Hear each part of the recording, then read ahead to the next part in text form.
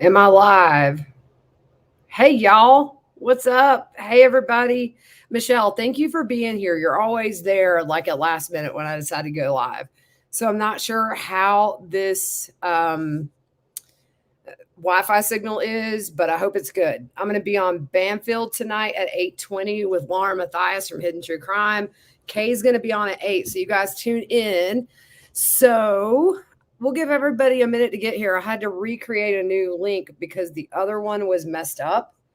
So I wanted to make sure everybody had a moment to get in. But what did you guys think about all this today, y'all?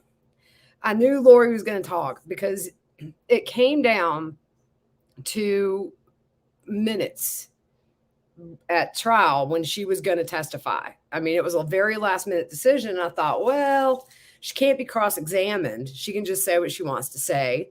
So I was like, yeah, she's going to do it. And she did.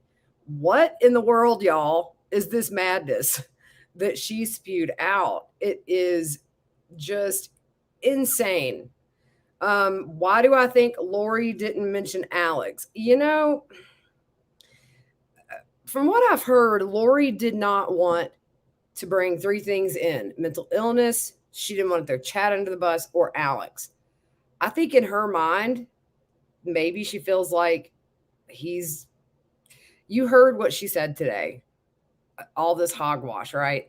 Her friend Tammy came to visit her. Let me tell you guys, I talked to Tammy's sister, Samantha, after sentencing was over, and she said, I don't know who came to visit her, but it wasn't my sister. And we had a good little laugh.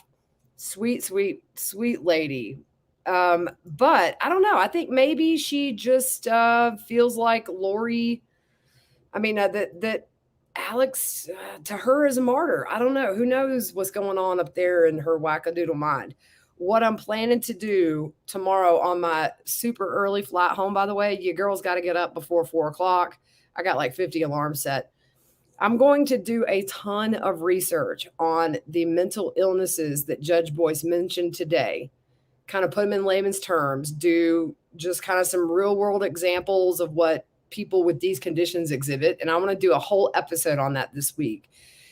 Because it was made public, I'm cool talking about it. So we're going to do that. Some people are blown away that she talked. And I think the biggest thing for me, we're out of the gate, these were not murders. There is a such thing as suicide. There is a such thing as an accidental overdose, or what an adverse reaction to medication. Nobody bought it, right? We all were kind of looking around like, did she just say that for real? And then her talking about her kids coming to visit her and her friend Tammy, her eternal friend Tammy. I don't think Tammy is her eternal friend. So that goes to show you where she's at least kind of mentally. At the end of the day, she lied. She covered it up. You don't hide crazy. You know what you did was wrong when you're lying. But how ironic is this, y'all? She got 5 life sentences. That's kind of like one for each husband. So five total life sentences, no parole, 5 husbands. I thought that was a little bit uh, appropriate.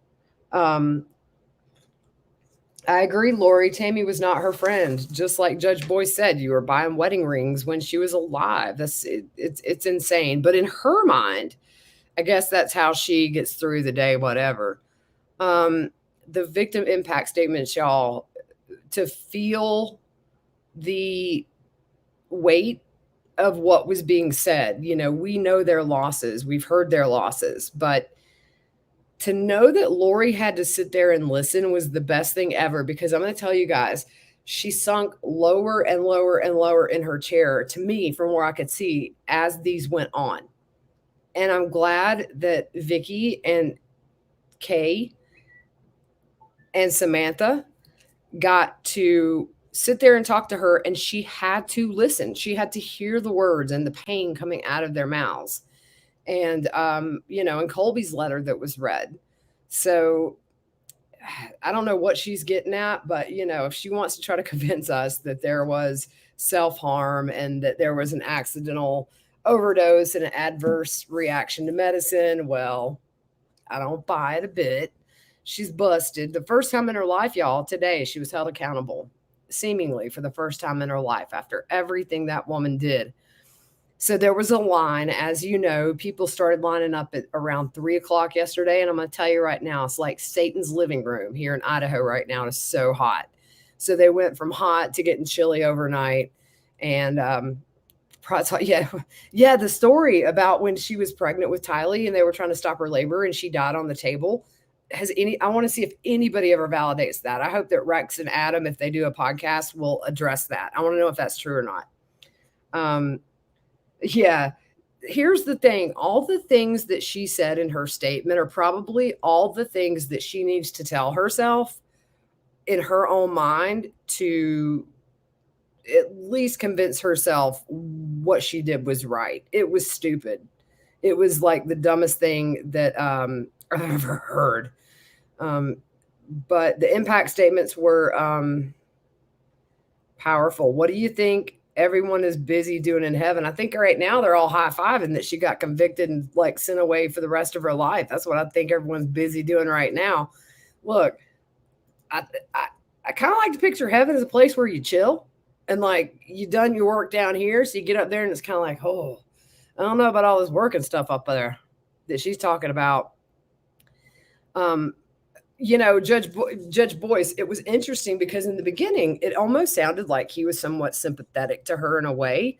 And I was like, okay, what's going to happen here? But then I've heard Judge Boyce does get very pointed in his sentencing. I thought that his statements were amazing and perfect, really. I think that he totally nailed it. I think that it was what needed to be said. And the biggest of those is that what you did to your kids is like the worst thing you could ever do is kill your child. And so they took her out of a side entrance. So they have one entrance they normally bring her into, and they snuck her out. Kathy Russin from Law and Crime was there, and she ran over to try to catch her, but she was gone. So they got her out of there. And my understanding is the transfer to Pocatello could be happening as we speak. It could happen immediately after sentencing or shortly. So we'll get a new mugshot. Oh, by the way, so where I was sitting on a bench. It was Nate Eaton. I forget his name, from ABC, Shanley Painter, and then me. So we were right by the doors. So every time Lori came in and out, I could feel the wind from her as she passed. And going out today, when it was all said and done, she had a tissue in her hand, her face was red, and she had tears in her eyes. So, I think it's going to be a rude awakening. She's in Madison, she's been in Madison for 3.5 years. This is a small jail. The staff is very friendly. There's not a lot of criminals in there. And if there are, they kind of come and go. This is just a place where people get DUIs or smaller crimes. She headed to the big house with the big girls who have been in there for decades. And they're not going to fall for her wackadoodle stuff. So it's going to be interesting, and the food's not going to be good because I've heard that Madison County Jail has some of the best food in like the country as far as jail goes. It's all homemade. Now she's going to be eating some. My dad, he has that invention for correctional services in the kitchen, and I tell you what, y'all, he said he'll see people drop like a whole tray of cornbread on the floor, on a wet floor, and pick it up, put it back up, and serve it. So she's going to be hating life there. Kay says that she cried her eyes out during Kay's victim impact statement. It was so heavy. And Samantha's, all of it, Vicky. I mean, these are people that have lost so much. And you look at Kay, she lost her grandson and her brother and Tylee. And you look at Samantha, she lost her sister, who seems like her best friend, and just recently her mother. A double whammy. So at least they have this part behind. But if Chad doesn't plead guilty, we do this again starting April Fools. It's almost a year away, but still, it's going to be the same old song and dance with some extra evidence. So she's going to the forever pokey, her forever home. It's like when you adopt a dog, they're like, is this your forever home? Her forever home's got bars and concrete. Some people have difference of opinions. It's been interesting talking to people on the ground today. Laura says, I don't believe she's delusional. I believe she willfully chooses to try to manipulate. I totally see that. I've talked to people who feel both ways, that, there is mental illness there, but, also culpability. And in that the elaborate stories that she made up when JJ was missing. Oh, he's with Melanie Gibb. Oh, Melanie, take a picture of a bunch of kids. That's not somebody who's out of their mind. That's somebody who knew what they were doing was wrong. Otherwise, you say, yeah, we killed them because they were zombies. So there's a difference. I think she can be both. And I think that she has major religious delusions. But at the end of the day, when you lie to cover something up, you know what you did was wrong. Janet, the same thing. When she started on Joe Ryan and victim blaming him, it made my ears red, because I talked to Tom Ware for 4 hours, who was Tylee's guardian. Throughout this whole process, there was never anything validated. Do I think that there is a chance that Colby, I'm not one to say Colby's wrong. It's not my place to say that his memories are wrong. I've always wondered if it wasn't somebody else that did that to him, maybe. And you guys, I wouldn't doubt if it were Alex, because in the very early days when me and Fruit Loop hopped on this case, we really started sleuthing everybody before it hit the media and all this got covered up with news stories. And I'll tell you this, Alex was a member of some very questionable sites with barely legal. It came out in the trial. Just really weird stuff. And I'm not going to go there, but he liked a lot of barely legal stuff. So I'm just saying, these trips down to Colombia and stuff for him, we know what happens there. So I've always kind of had a theory, maybe it wasn't Joe Ryan, but maybe it was somebody. But that's not for me to say. Colby's story is Colby's story. Do I think that now that Lori has been sentenced, Chad will go for a deal? I'm 50-50 on it. I think that on one hand, Chad might see himself as a martyr, and this is sort of what has to happen to him. I don't know that he'll admit to anything. At the same time, he has death on the table. That's a different ballgame. Even though the likelihood of him being executed here in Idaho is like, I have a better chance of an asteroid landing on my head. It's the point that he would be on death row and he would pretty much be in segregation for the rest of his life, and I'm cool with that. So it just depends. I can't imagine at this point that his attorney would be advising him it's a good thing to take it to trial, because I've always heard the case against Chad was way stronger than the one against Lori, and we saw what happened with Lori. 5 consecutive life sentences. Love how they referred to Chad as her boyfriend. Yeah. She was under the table by the time it was over. I know. So, it started out, you could see Lori, like we were directly behind her. So you could see like from upper back up. And by the end, it was just like this part of her head. And I'm going to tell you guys, I'm not petty, but the front of her hair, she always makes sure it looks good. The back, y'all, hot mess express, look like a rat nest back there.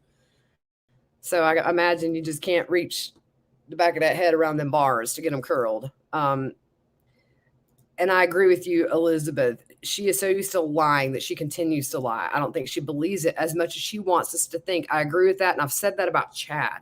I think Chad preached this hogwash, and I think he got off on the fact other people found him serious and believed him more than he believed it compared to Lori. I think Lori believed it. But, when she said, I've been in the presence of Jesus, and I talked to him and I had a decision whether or not to come back, and I made it. I swear to God, that was the end of Grace and Frankie. Like they've stolen little things. I feel like the boy on the stairs, way to ruin Harry Potter for me. It's not even a religion, y'all. This is some made up wackadoodle combination of sci-fi and some good books that they've read, not Chad's, because I've read them. They're not like page turners. And like, I can't go to sleep till I finish this. But yeah, so thank you so much, Megan.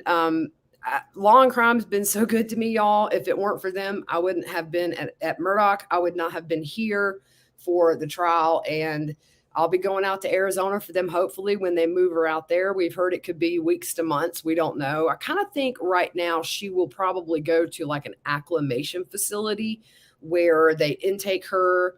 They'll do a mental health evaluation there, I believe. And then, she has some time, I believe, where she will, wow, there's over 1,000 people in here. I appreciate y'all joining me at the last minute. This was kind of when I could squeeze it in. I'm going to do Banfield at 8:20, and then I'm going to run over and hang out with Kay and Larry and a group of people just for a little bit since I'm leaving so early. But wonder what her fellow friends in her free house thinks. Man, she may not have seen them. I don't know. Let me look at VineLink and see where they have her. If they may have her in transit. So Pocatello, where she's going, is 85 miles from here. So it's not close. We might get a picture of her, like, coming out of the roadside gas station to tinkle like she did last time. But she looks older. I mean, I'm not, people are interested in how she looks. I think that she's aged a bit, behind bars. That happens with people, but she ain't getting them feelers either, like the line fillers. And, she has veneers from what I could tell. And I don't know if you know, but a lot of times when they do veneers, like they grind your teeth down to look like leprechaun teeth. They're like pointy. Dude, when those things fall out, I want to see that mugshot because they don't have no veneer dentist in the pokey. So all this stuff she did when she goes to heaven, yeah, I don't want to go to the one she goes to. Was Mr. Pryor there? Did not see him. Did not see Mr. Pryor today. Yeah, she was sitting lower and lower, especially during Kay's impact statement, because this is the first time she's had to sit and listen to Kay and to Samantha and to Vicky and to Colby's letter. She couldn't leave. And I love that Judge Boyce pointed out, you wanted to leave the day we showed what you allowed to happen, and I made you stay. I love that. Let's see here. Yeah, Judge Boyce was like, you're not from here. He's like, you came here and you killed your kids. In other words, we don't bring that crap to here, because you think about it. Look, Rexburg is small. It is tiny. You go to the fence. The one thing that surprised me about the fence were a few things. Number one, the distance from where they found Tylee to where they found JJ is not as big as you think. It's maybe 50 yards. Now, I suck at math, so it might be more, but it's not far. I could probably throw a rock and hit it. That was what surprised me. What also surprised me are the houses that have views of that area where these bodies were being buried. Those were two big things that surprised me.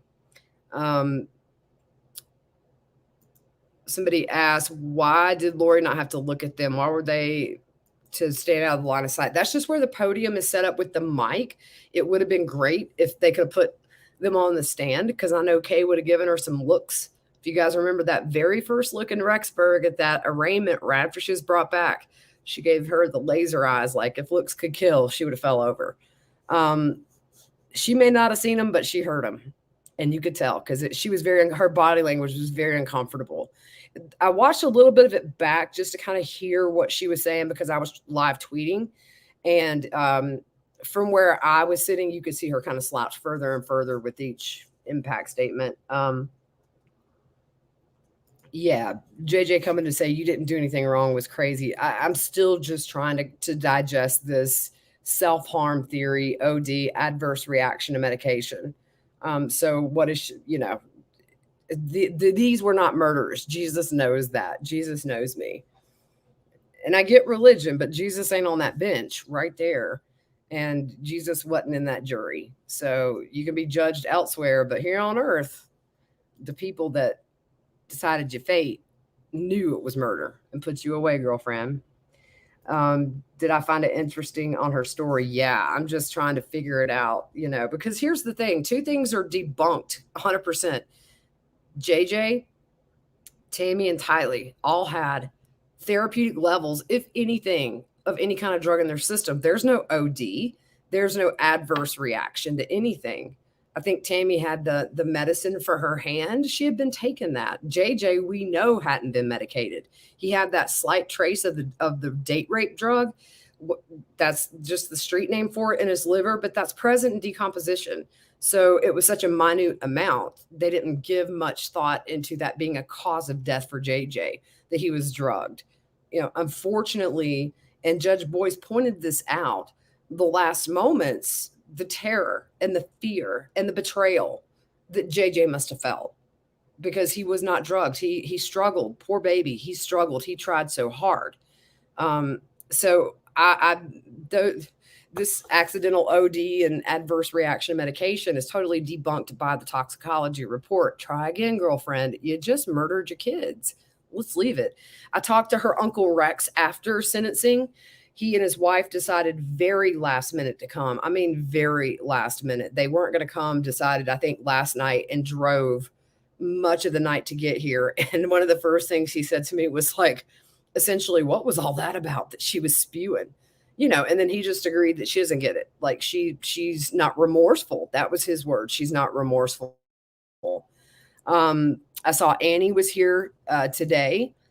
And so there was a showing by both sides of the family. And Rex was the only one for Lori, but really he was sitting on the side with the victims, with Kay and Larry and everybody else. And nobody here for Lori showing her support. And it speaks volumes that nobody, not even her own mother, submitted anything on her behalf to advocate for her.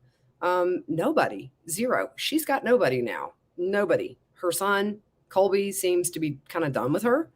I know on the podcast when I had Adam and Rex on, I asked Rex if anybody in the family keeps in contact. It's just Janice, maybe once a week, and it's very superficial because it's not who she, she still talks what she was talking today. Pryor was not there.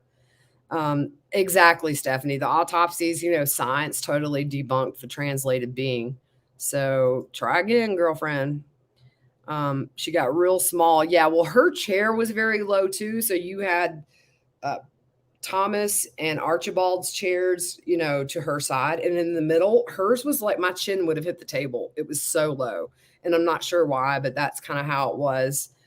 Lori, Melter Skelter, Lori was crying as she was leaving the courthouse after sentencing, and she was remanded into the custody of the Fremont County Sheriff.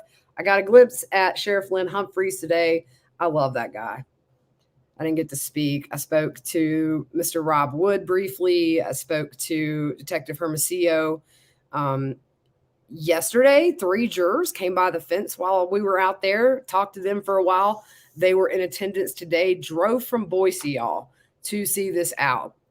And I won't get into names or anything like that, but they are deeply affected by what they saw and heard at trial.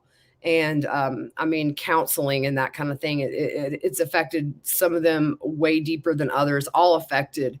But I thought it was amazing that these jurors came all this way. It's a 5-hour drive to Boise, to Rexburg, came to see this through. They felt like they owed it to the victims and to their service. And so hats off to them, man.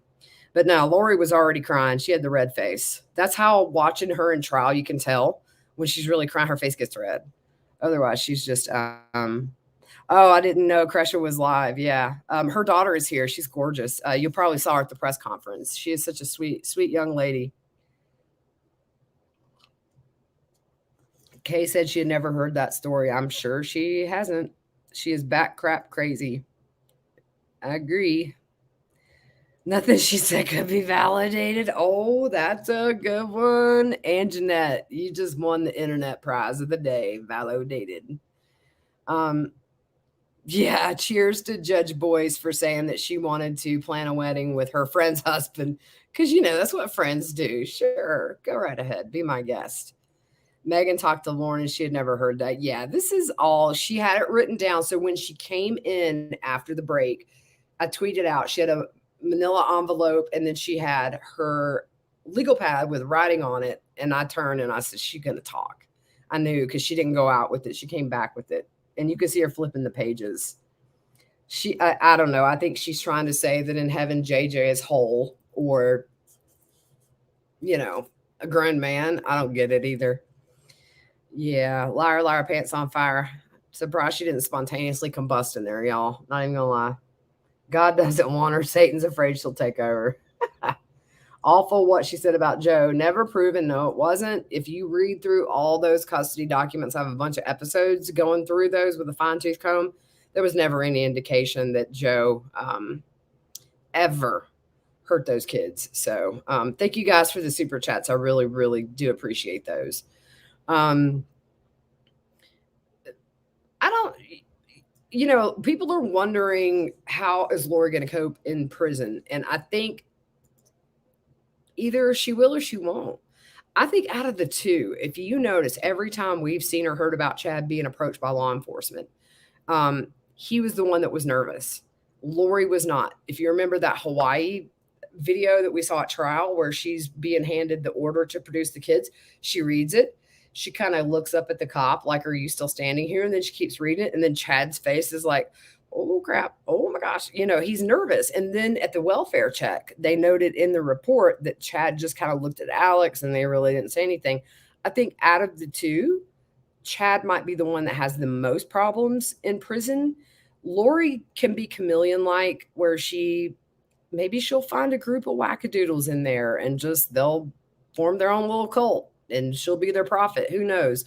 I don't know, though. I think that when reality sets in the big girl house, it's not going to be pleasant for her and she's not going to be happy the rest of her life. That's really what matters. She'll never breathe air as a free woman again. She'll come out of that prison dead. And that's it. But we still have Arizona to go. We still have 2 conspiracy charges. Whether or not she just pleads guilty, who knows? I don't see Lori pleading guilty to anything. So I think she'll go. Yeah, I'm not sure her Savior Jesus understands her. I was picturing Jesus up there like, what did she just say down there about me? But that story about her saying that she died for several minutes while they were stopping her labor was I thought that was very bizarre. And she was with her sister and her other sister because she had an infant sister that died before she was born. And then she went to heaven and didn't want to come back. So Judge Boyce was steamed but controlled. I've always heard that Judge Boyce is very pointed in his sentencing, and I think he did a great job today. The state did a good job. And what did the defense have to work with? Nothing. She wouldn't even let them do the pre-sentencing investigation on her mental health. They had nothing to mitigate, nothing at all. So, I've met her defense team. They're very nice people. They have both hands tied behind their back. So, Judge Boyce scared a lot of people in the beginning, but I've seen a lot of respect come his way, and I agree. Because here's the thing. It stinks it wasn't streamed the whole trial. At the end of the day, what happened today is this. She can file her appeal in 45 days, but the way that trial was handled, I said it during the trial, was one of the smoothest trials I've ever sat in. And I think ultimately at the end of the day, what Judge Boyce did was made sure this doesn't come back on appeal, get overturned or whatever. Being careful stinks in the short term for all of us. In the long term, what do we want? Justice for her to go away forever. And then eventually she's somebody we don't hear anything about. And then she pops up on some random documentary about this case every few years. And I think at the end of the day, the trial and the sentencing went as good as it could. And then that's it. She going to the Pocatello. I'm going to call it the Pocatello, y'all. Oh, thank you, Christy. I love live tweeting trials. That's my jam. Samantha, strong as a rock, so sweet. And her husband's adorable too. He's always just right there supporting her. I really, really like Samantha. And she has an R2-D2 backpack, if that just tells you how cool she is. And bless her, because she just lost her mama too. And I thought it was great that she included in that this all accelerated her mom's rapid decline with her leukemia. Things like stress is bad for people that are sick. And I'm glad she got that in because, but I'm also glad that Lori's trial happened before Tammy's mom died, because she got a little bit of taste of justice to take with her. She saw justice for her baby girl. And I like to think of that reunion with mom and daughter, because I know as a mother, I know a lot of you are parents, moms and dads, the thought of losing your kid in any fashion, but then to something like this by the hands of the man she was married to for nearly 30 years, 5 kids, grandkids. Can't imagine. So I hope their family has some breathing room. They do have the Tammy Daybell Foundation, so go check it out. I try to donate every now and then, these super chats and stuff. I'll shoot some their way. It's a good cause because it's what Tammy would have wanted. Do you think she'll truly understand the magnitude of what she did, like the Manson girls, how it took years? I think she understands what she did. I think she's trying to excuse it in her mind. I think you can convince yourself of a lot of things. I'm not a psychiatrist. I do think she's mentally ill. I do think she has a lot of issues, but you don't say, "Hey, Melanie Gibb, take some pictures of some random kids and send it to the police so they'll get off my back." Tylee's not at BYUI. I mean, Charles didn't come there looking for a fight. She made a lot of stuff up, but she definitely and I'm not making fun of mental illness. It's a disease, but at the same time, there's a lot of evil and a lot of greed mixed in with that and a lot of lies. So I think that those things took over Lori as opposed to whatever she's diagnosed. I really do. I think that Boyce redeemed himself. He did an amazing job. He gave me cold chills a few times when he was talking. I had cold chills the whole time all the victim impact statements were being read, because we've seen interviews with Kay and Larry where they're very open and honest about their feelings. But that raw emotion of knowing Lori is listening to your every single word, and she has to sit there and listen, and just to get that out, that one chance. I love the story that Kay told about when she brought JJ home that first night. He was crying during his bath. He just wasn't settled. She was crying. It's hard. They're a few years removed from having newborns. And Larry putting that baby, on his chest and wrapping him up in that robe, and just breathing on top of his head and smelling JJ's breath. What a memory, but also how sad to think that, they'll never have moments where JJ asks, "Can you rub my back or scratch my back," like he wanted Papa to do. So much has been taken from so many people. And then you see Crush's daughter here, the beautiful girl. She had a bond with JJ and Tylee, and that's a loss for her that she'll never get over.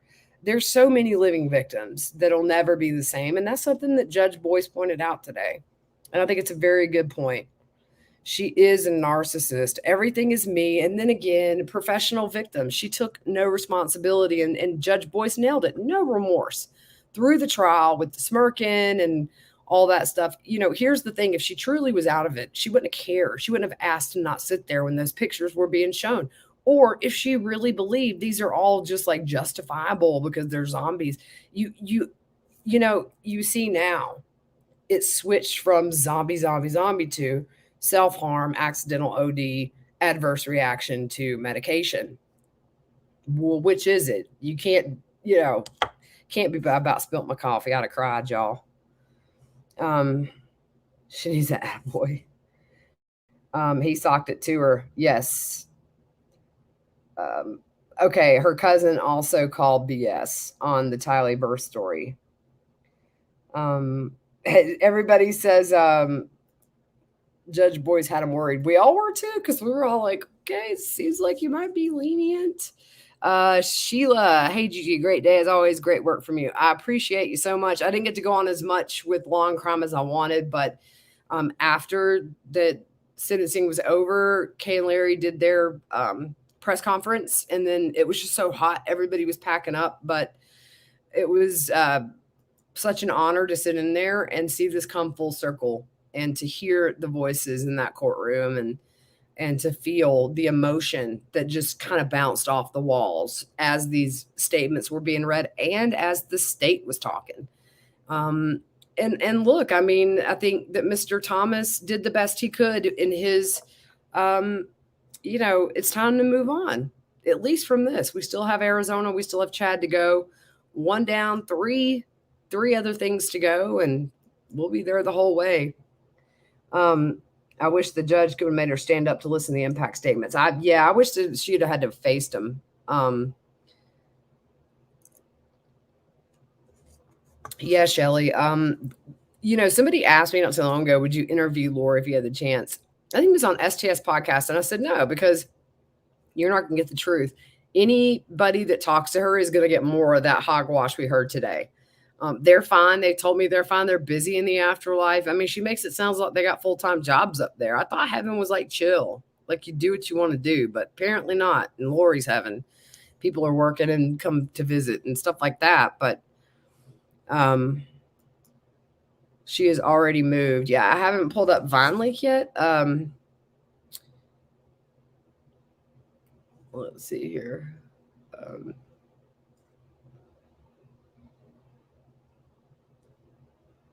Okay. So she's going to reincarnate as a cockroach. All that work in heaven. Yeah, I don't get it, y'all.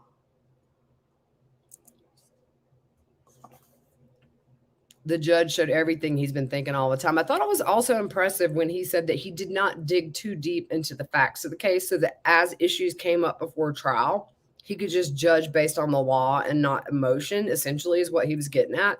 I thought that was a really good analogy. It was, yeah, I mean, look, John Thomas did a good job, and they're very nice guys. Lori's lawyer statement was pretty compelling. He almost had me convinced that a sentence like that made sense. He did a very good job. I mean, the truth of the matter is, she would come. Okay, so let's just say in theory that Judge Boyce listened to John Thomas. She would come out in her set. She would be 70. Probably nobody in her family would have anything to do with her, just like the Manson lady that just got paroled.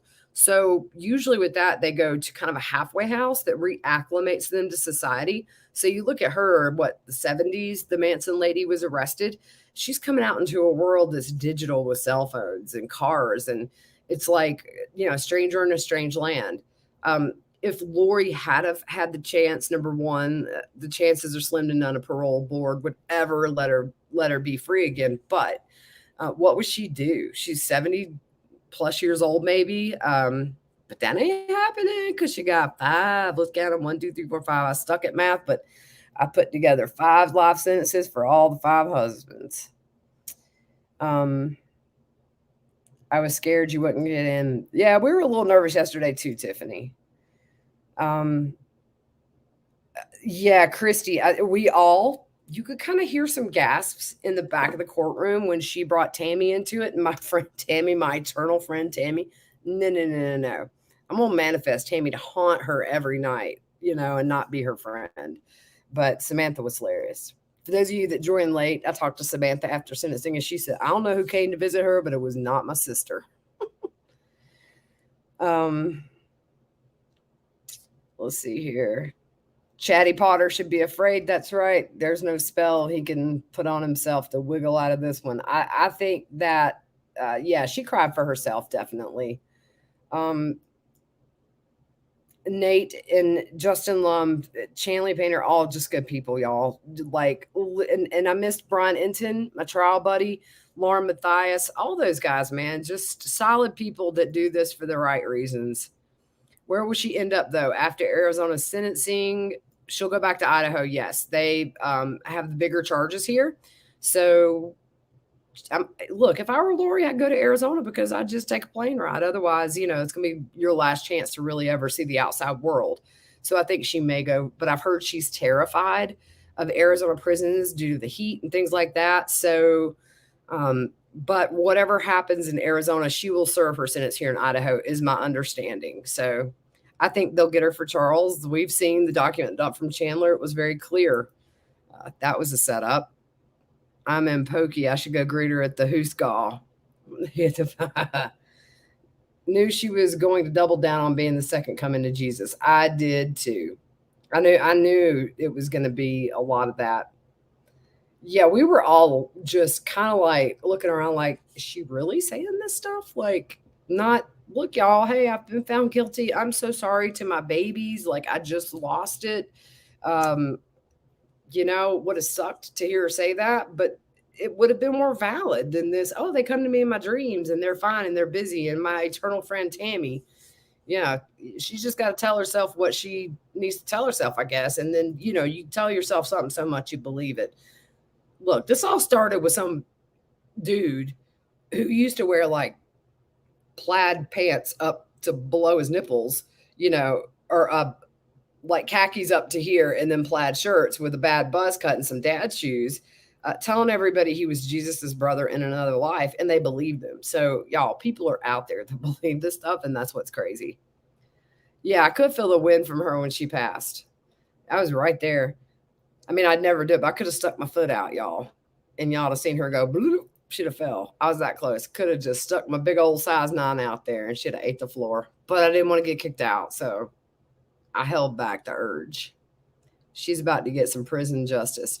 Yeah, they don't take too kind to uh, child murderers. Was Chad watching from his cell? I'm not sure. I've heard that Chad, I cannot verify this, but I've heard while here, he is alone in a cell and he comes out at night after all the other prisoners are put in bed. I'm not sure if anything happened. I'm not sure if that's valid.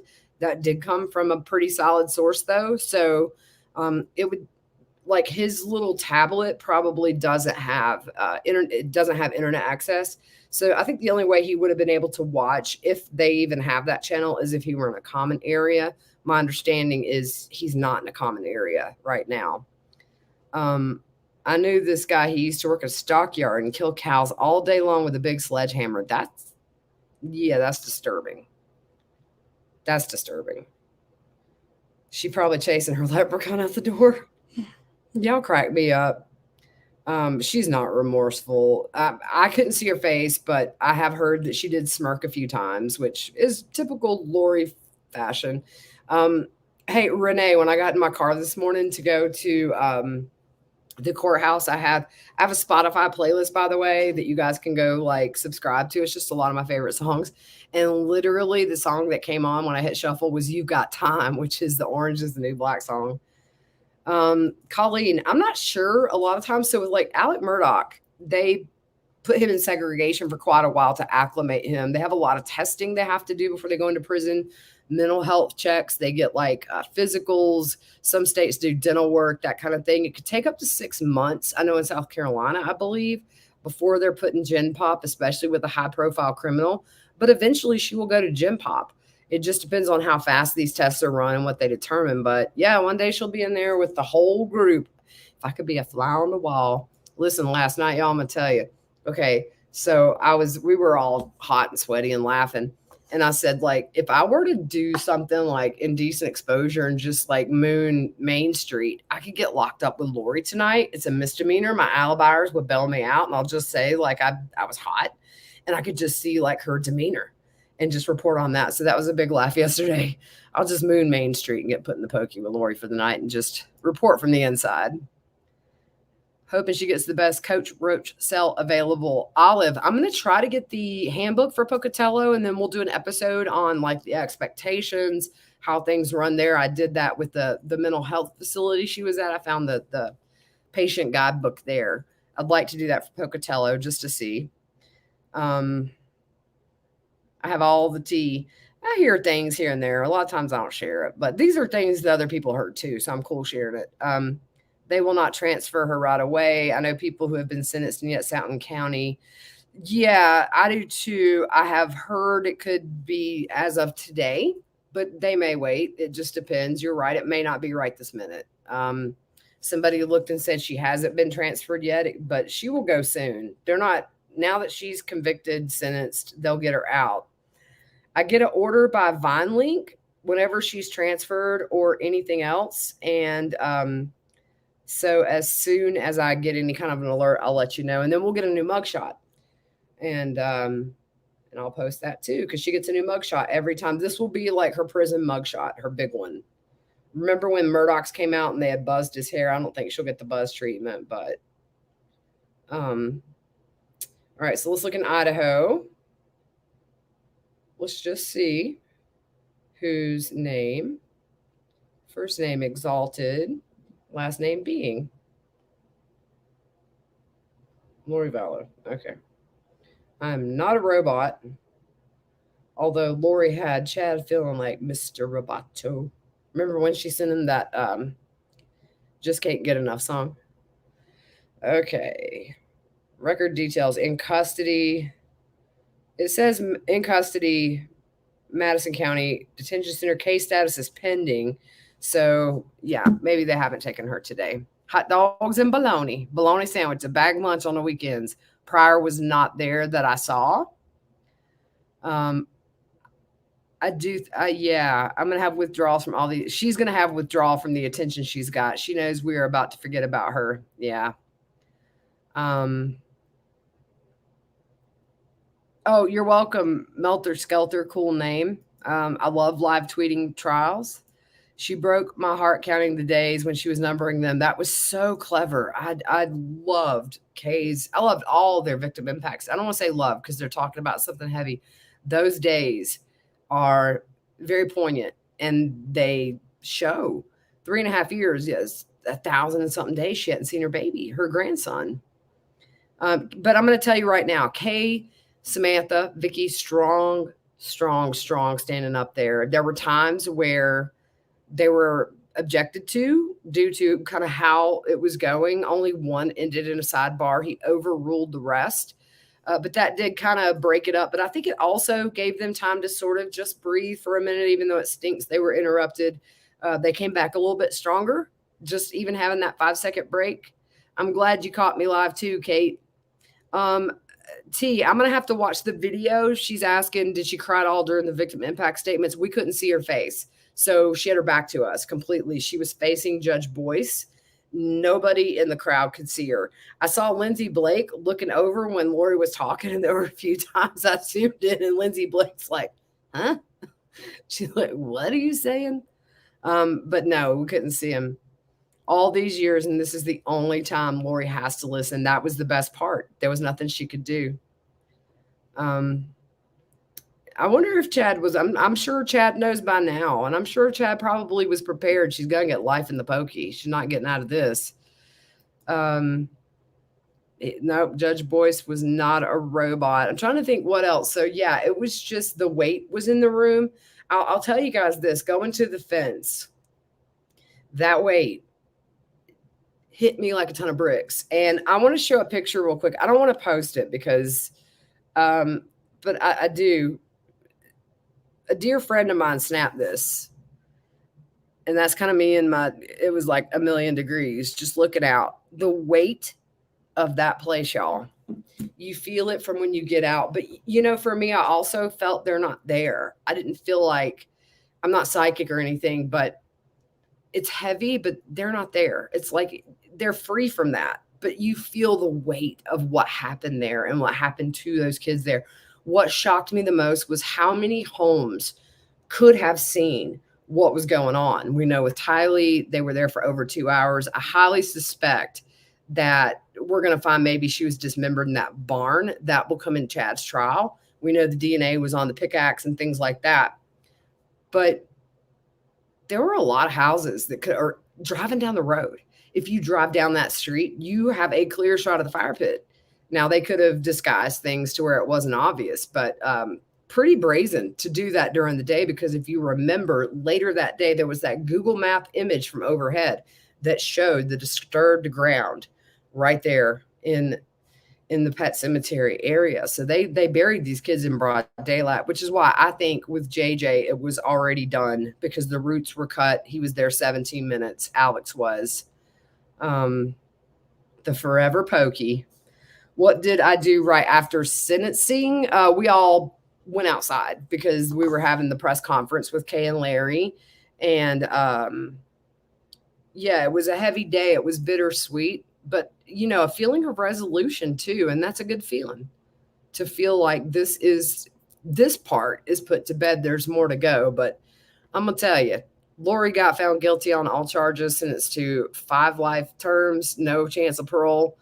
Chad, it's only a matter of time, dude. Then we'll wrap that up. Then we'll wrap Arizona up, whatever comes first. And then one day, all the judicial stuff in this case is going to be over. It's just, I don't know if you guys that followed it from the very beginning, didn't it feel like Chad was never going to get arrested? Because she was arrested in February. Then it was June when they found the bodies, that he was arrested. And I kept thinking, me and Fruit Loop both kept thinking, like, why? What's the deal? They were found on his property. What are we waiting on? You know, or not that they were found on his property, but like, these kids are missing. And then, you know, I drove around the front of the house to that driveway where he was watching at that tree where JJ was. And then you see the route he took. It's a straight road. You could open it up, and that's as soon as they hit the remains. And they found JJ first. JJ was, I believe, was the first burial site that they opened. Then Tylee. I'm very 50-50 on Chad taking a plea deal. I think it's in his best interest. Save the families, the drama of another trial, save this tiny town the expense. These lawyers, the witnesses, some of the investigators were there every day in court. They're 5 hours away. And then you've got the judge that has to live up there. You've got witnesses that have to fly in. And I hope he takes the plea and just gets it over. We don't, I always want to learn more about the crimes, and we will at Chad's, but eventually, hopefully, we can file and get the documents without the photos, because nobody ever needs, nobody wants to see that stuff, y'all. That needs to go away in a vault.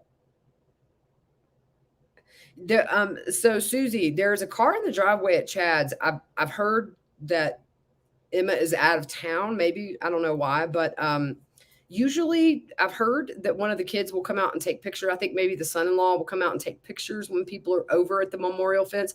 Oh, that was the mooning comment. I said, if somebody comes out and takes pictures, I'll moon them and go spend the night in jail with Lori. Nobody did that with us, and I'm not sure why you would do that, because we're all on public property. The Daybell kids came and took down the fence at one point, and then the Prices across the street had it for a few years, stopped it, understandably, and then put it back up for sentencing. But we haven't seen a peep out of that house, except I'm going to tell you, they've been watering that corn for 2 solid days. I don't know how much water corn needs, but apparently it's 24/7. I FaceTime Fruit Loop from the fence yesterday. I wanted her to see that live with me, so we did share that. I wish she could have come too, but she is so busy saving lives up there with her domestic violence. Her and Brienne are doing an amazing job. They're making some really cool connections. And so I did do that with her, and she hasn't been able to watch today because where she's at, she's kind of in the middle of nowhere with very little cell reception. But we did do that. So I think we all shed some tears in there today.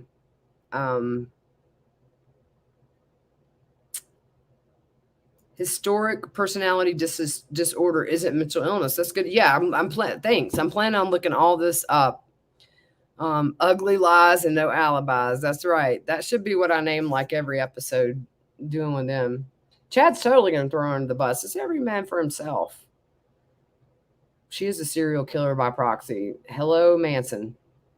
So somebody said here, I hope Chad goes to trial. I want him to sit through all the evidence in public. I completely agree. It was embarrassing. There were times that his attorney, looked a little bit mortified at what was being said. But, it ended as best it could. The prosecution drove it home. Lori's constitutional rights were upheld by her attorneys. They did the best they could with what they had. And she's sentenced. Never thought this day would come, right? It's been a hot minute. Thanks, Debbie. I appreciate you being here. Lumpy porridge and sour milk for breakfast. Yeah, and you can't even take anything like back to your cell. They'll sneak fruit to make hooch out of the toilet.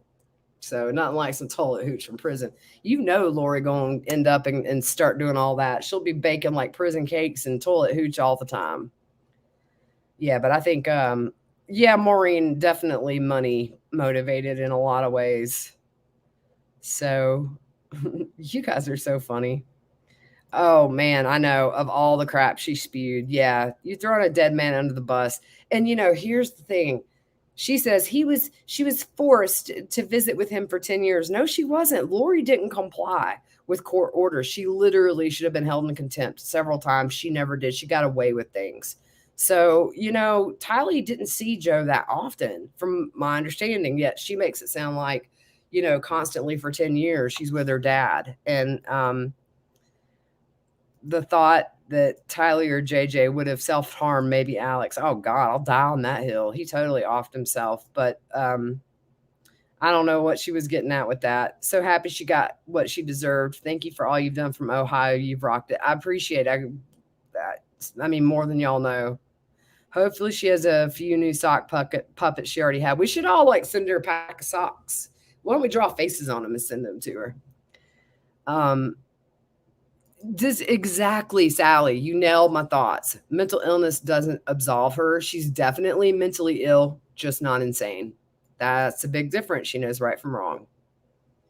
And I think she isn't here. I do think a lot of it is actress. She puts on what she what she wants. She's a chameleon. Laura, I have always kind of assumed that, but I always say that's Colby's story and not mine. But everything I've heard about Joe Ryan was, obviously he had a bit of a temper, but having a temper and doing that to children are not the same thing. And there was never any evidence whatsoever. Even when they did that surprise thing where they came and took his mattress and clothes and all that, they found zero evidence. So, again, not owning up to what she did during the course of all this, because I've read the documents. She was evil. And what she subjected Tylee to with these accusations is something a 4-year-old should never have to go through, when you've got trained professionals saying this kid does not seem like a victim. We do not think this happened, but yet they have to prove or whatever. And that involves very, very painful tests for a 4-year-old. So, she's a professional victim. When has Lori ever said, yeah, I did that, I'm sorry, my bad? Never, ever. She's never admitted she's wrong, but today she was told she was wrong, whether she liked it or not. It is sad that Tammy's family has lost touch with the kids. It's just that cycle of living victims, and how this just isn't confined to grieving the deaths. There are family, and it's the same with some of Lori's family. There's been division there. I know a lot of people have strong opinions about that, but it's still the same thing. Families have been ripped apart by this. You think about JJ's cousins, you think about his friends at school, you think about Tylee's friends at school. It is absolutely a far-reaching net of living victims that will forever be changed.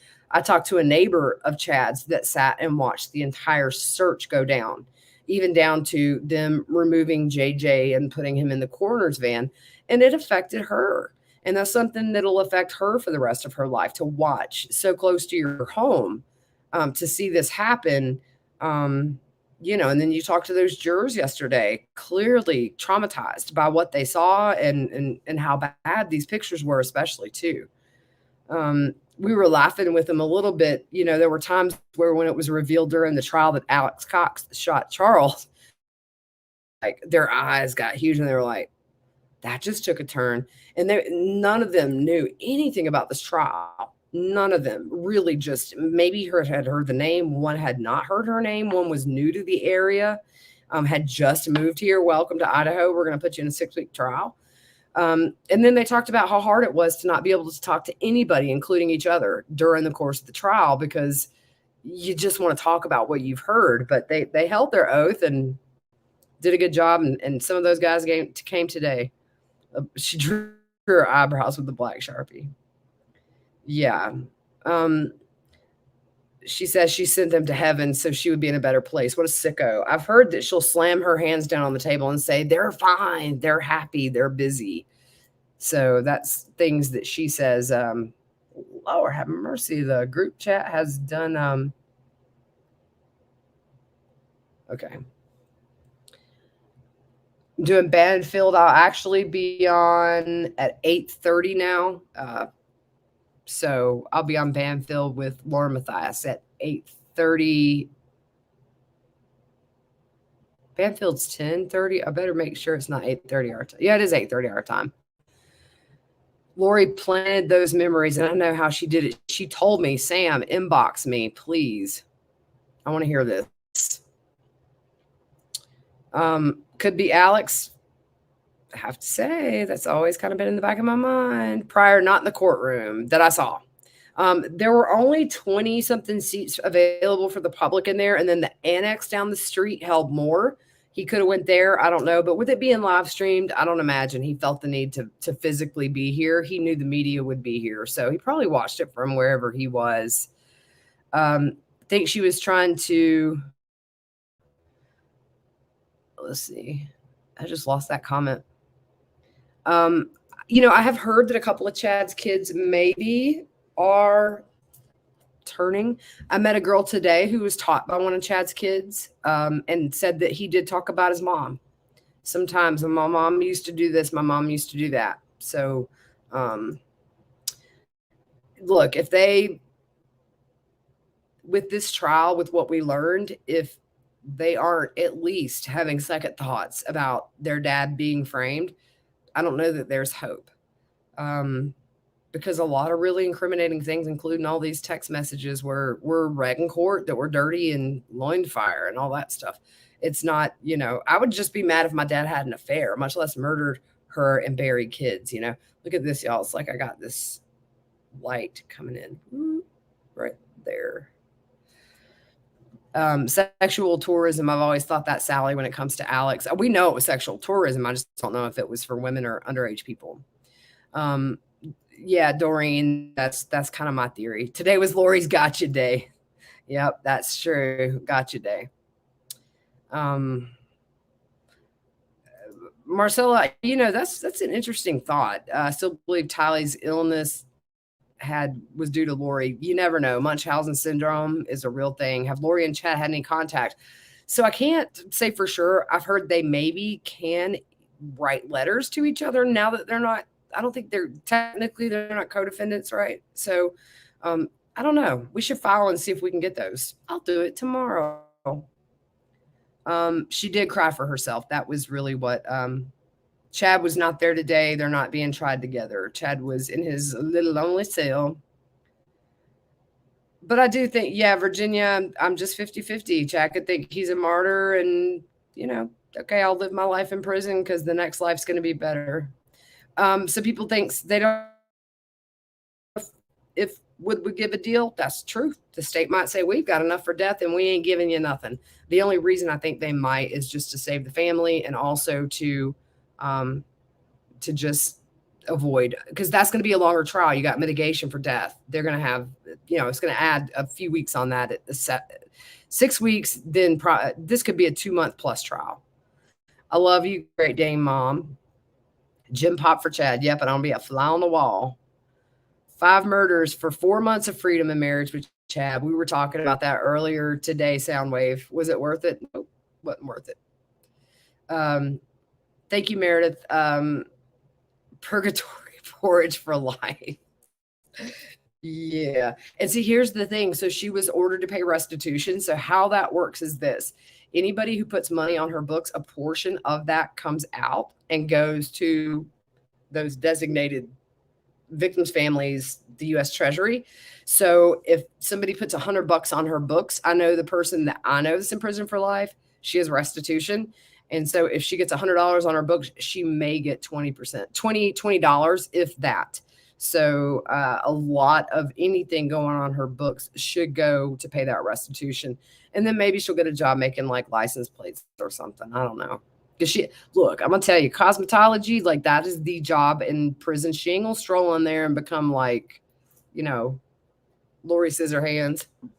She's going to have to fight for that job. She slumped like a slug. It's what happens when the truth is being read out loud in front of people that you spent holidays with and vacationed with and adopted a child from. It's shame. It is like a subconscious shame to me that she slouched in that chair. That's what it was to me. Just nonverbal. A lot of people think Chad will go to trial. Huge possibility.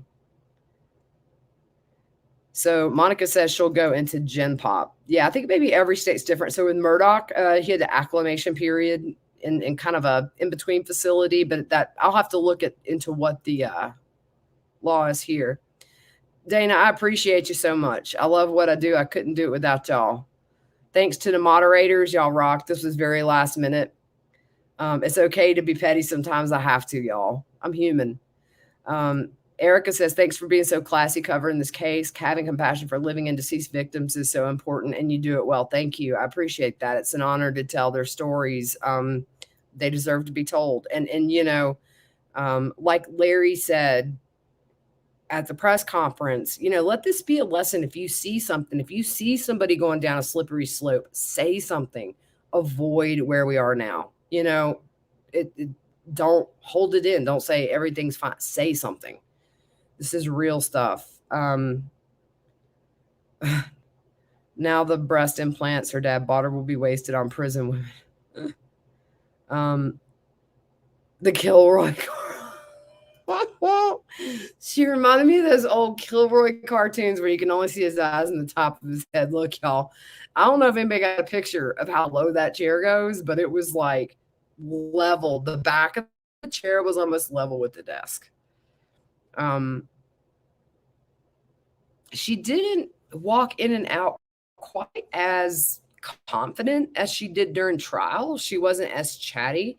I did see her turn to Jim once and Jim Archibald and talk, but it was a little more subdued for her today. But then again, I think she knew what was coming. She's got to listen to Kay Woodcock and Samantha and Vicky. Well, not Sam, but Vicky and not Vicky and Sam, but Kay is somebody she's shared part of her life with. And to have to sit there and hear the impact it's had on Kay and Larry, because Kay spoke for the both of them. Because remember, Larry was not allowed to give a statement. I'll tell you, it would have been lit if Larry would have got up there, because Larry would have told it like it was. Kay told it like it was too. Larry would have been unfiltered. Jerry Vallow was there, Charles's brother. I love him. He is such a fun guy to be around. It was good to see him too. Tammy's friend was ridiculous. Yeah, no, they ain't friends. Only in Lori's mind. The God complex, loaded God complex. Yep. That's a song. Wait. Who sings that song? Sugar, we're going down. Loaded God complex. Cock it and pull it. Somebody's going to the beginning. Okay, guys, let's see. What about the rest of the group? The people that were hangers on of them. Virginia, I honestly think that, like for Zulema, unfortunately, trying to kill somebody by magic isn't a crime. And I think that her testimony was more beneficial to solidifying a conviction for Lori than what little they might have got her in on. Look, a lot of people need to have called CPS. And they didn't, and they failed those kids. They'll have to live with that the rest of their life. I think this case, a lot of it just hinged on digital evidence. We've seen that. That's how they found the bodies, through Alex's Google account.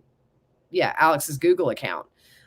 So I just think that the digital evidence wasn't there for Melanie Gibb, for Zulema. We'll see if any more charges come now that this is wrapped up and Arizona's sort of next on the docket. Maybe. We never know.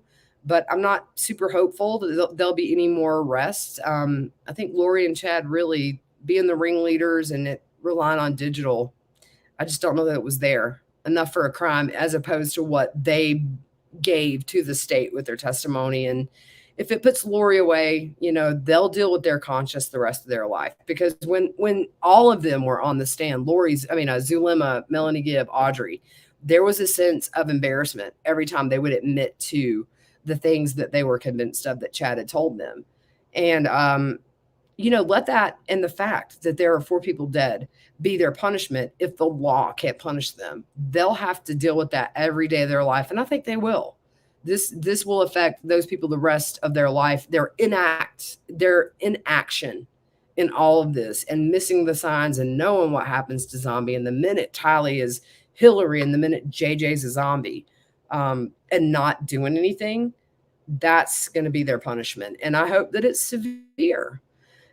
Hey, South Carolina, I'm coming back to Greenville tomorrow. I was trying to get a flight out tonight, but it was like 14 hours travel time. But tomorrow I got to get up at like 3:30 and get to the airport. But then it's like 6 hours to home. So I was like, I'll get a good night's sleep, or I won't, because I'll lay here and be like, got to get up in 4 hours. What's the point? So I may end up and just binge Forensic Files all night and sleep on the plane home, because they do have Forensic Files. Thank you, everybody, for your nice words. I appreciate it. Hi, Mom. It's your daughter, Sarah. Hey, Sarah Rose. There's my baby. I just talked to her on the phone. I'm missing my baby so much. Hey, Sarah. I can't wait to see you. I got you some prizes from Yellowstone. Do you guys buy stuff for your family when you're vacationing? Because I can't go home without stuff. A little confession. When I got to Rexburg yesterday, I had to go to Walmart and buy a second suitcase to take home because I bought some stuff. But I did buy this 5-pound horseshoe that's decorated at the Roosevelt Lodge, and I want to put it on my deck. So yeah, I was 48 pounds. No way. I paid less for that suitcase than I would have an overweight bag. So she's going to be in front of Satan someday. She's going to be in front of somebody. No, never once in 4 years did she share her near-death experience. Only truth she told was JJ, Tally, and Tammy are with Jesus. Yeah, yeah, and yeah, this stuff is new today. Very new stuff. Hit the likes. Thanks for that reminder, M. Morgan. She didn't mention Alex. I think in her mind, Alex is some kind of a saint. I think that, because why would you? Lori has a history of throwing everybody under the bus, from ex husbands to whoever. And she didn't here. And I wonder why. And I guess maybe we'll never know. But I thought Chad and Alex would have been under the bus. I'm innocent. They planned this. I had no clue other than buying wedding rings. So, anyways, yeah. So I'm going to hop off. I got a phone call about tonight. And so thank you guys for joining. Over 2,000 of you guys. And you don't know how much I appreciate it. I'm going to do some big episodes when I get home on this mental illness. We're going to look at the Pocatello prison and see what their rules are and how things run there. And so a new episode most likely on Wednesday. If I get one together on the plane tomorrow, maybe tomorrow night, we'll see. I did not bring my podcast gear. It was weird not to, but I figure if anything crazy happens, I can do this. So thank you guys for coming along for the live. I didn't get to all the questions, but I'll go back through them. And yeah, Lori, how can she call Tammy her friend? Because that's Lori's crazy world. And that's right, Kathy. JJ did not do that to himself. Didn't she even say yes, she did? She did say that word. She did. And we were trying to figure out who she would have been referring to in that. And Kay speaks so well. She truly loved JJ and she cared deeply for Tylee too. Yeah, because Tylee was 4 when Charles married Lori. It's a little tiny girl. So Kay and Larry watched Tylee grow up. Yeah. It's hard for them too. I've seen pictures, at their little get-togethers and things. Little bit Tylee and Precious. I knew she was going to give the statement. I think the suicide, well, that word, y'all, the only thing we could think was, I don't know. I don't even want to theorize about what's in her head. I would be wrong. But yeah, Alex, come on. He offed himself. I'll die on that field. 50 yards is half a football field. You must have a great arm. Leslie, can I just say I play college softball? I do have a great arm. I used to. It's kind of, like almost 46 years old now. I could throw a rock 50 yards for sure if you arc that baby, but no, it's just an analogy that I was so surprised at how close the fire pit and where JJ was that I was like, whoa. Drug, none of their toxicology indicated that, though. That's the only thing. I don't think she was talking about Alex. I thought more along the lines of Tylee when she said that, because she said these weren't murders. There is such a thing as boom, boom, boom. And she listed 3 things. So I kind of think she was referring to each of them. That was my take.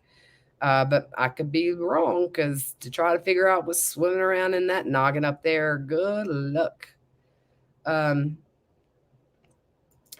Yeah, Debbie, that's true. Tylee got that bat when she Alex's. Yeah, and remember Lori and Alex had that big fight out in the street where she says you shamed our family and that kind of thing. I wonder what that means. Thank you, Kate, and everybody. Hillary.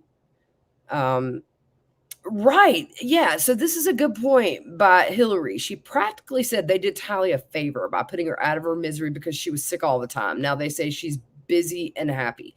That is a good point. Because she, I sat with her while she screamed in pain when the morphine wouldn't work. I held her hair while she vomited. That's what we do as moms. It's not pleasant sometimes to be a mom. You got to deal with gross stuff. It's hard to see your kids in pain. But yeah, that's a good point. She almost worded it as if she did Tylee a favor. And again, that's not saying I did anything wrong. So, Jessica, nobody has validated that. I've got I have some messages out to see if that's true or not. I'll let you guys know. Hey, Trisha, keep on trucking, sister. Yeah, they did have a neighbor that reported that after Tammy's murder, they were having these large bonfires. You know what's crazy is you have the video of them doing the search warrant in January with snow on the ground, knowing the kids are right there, and they didn't know at that point. And then you have that video on Kay and Larry's documentary, the first one they did for the ID channel, where they're standing at that fence.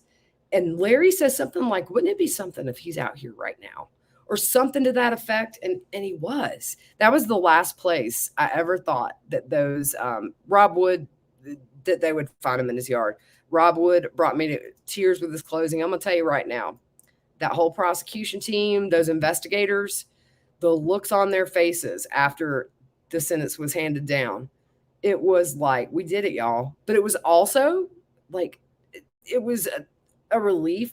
But I'm going to tell you, I haven't seen an investigator case and worked it that's not like visually sad being where they are, because they're thinking about these victims. I think that it's going to, and that's something Judge Boyce said today. These investigators that work this case, that were digging on their hands and knees only for 2 minutes at a time, getting Tylee out of there, they can't go home and turn that off. They can't lay in bed at night, on some nights and not see it.